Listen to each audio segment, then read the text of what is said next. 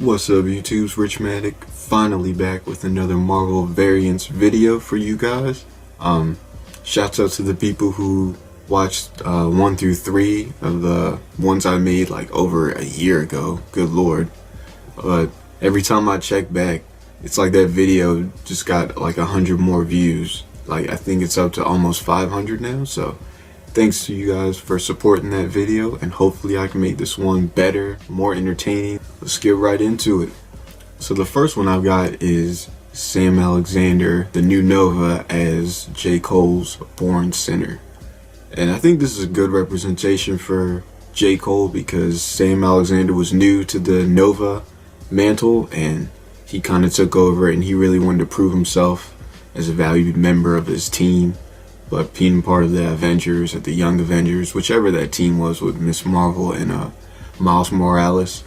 But J. Cole was just getting into like making albums, so he was kind of leaving the mixtapes alone. It was getting more serious, and he had just released that kind of lackluster, was it Cole World, a Sideline Story album, and people were expecting a lot more from him because he had dropped Friday Night Lights, and that was really good. But this Born Sinner got him right back on track, and people were like, alright, J. Cole's good, he can make some dope music, and that's all we wanted for him. So yeah, Nova, great pick for J. Cole. And let's move on to the next one.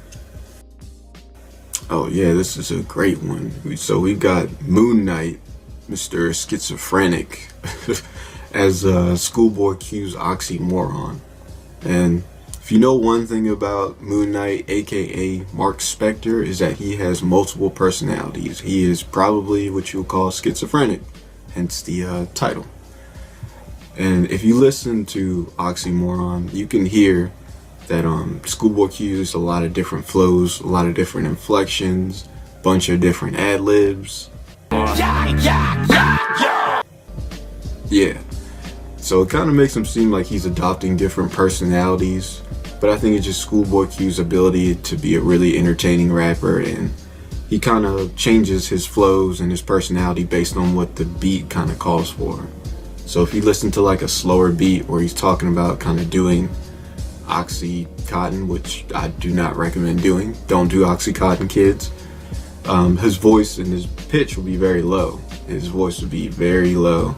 And if you listen to like Hands on the Wheel, his pitch and his voice will be really high, and he'll be a lot more energetic, his flow's a lot faster. So that kind of relates him to Moon Knight very well. So good pick, Marvel. That was a great representation for Schoolboy Q using Moon Knight.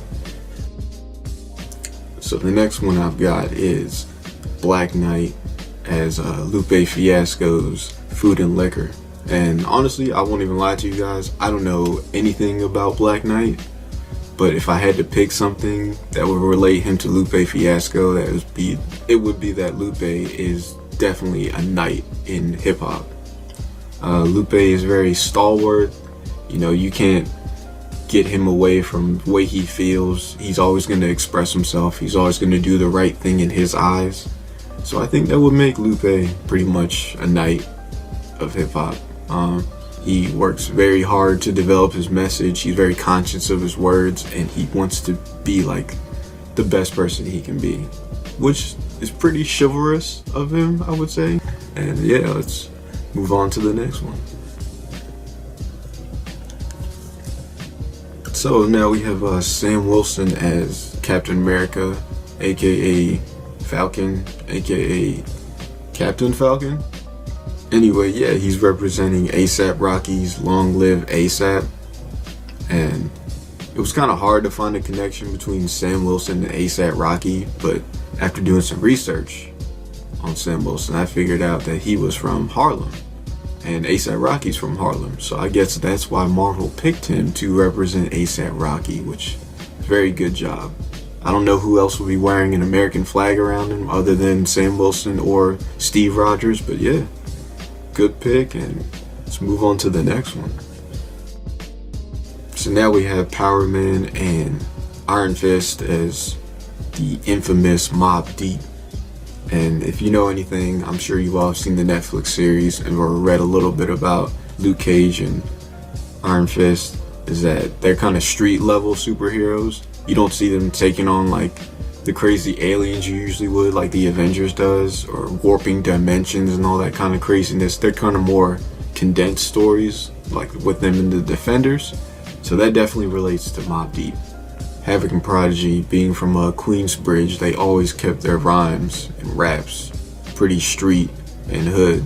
You know, they never made songs that were supposed to be poppy hits for the radio. They always kept it very street and very raw and real.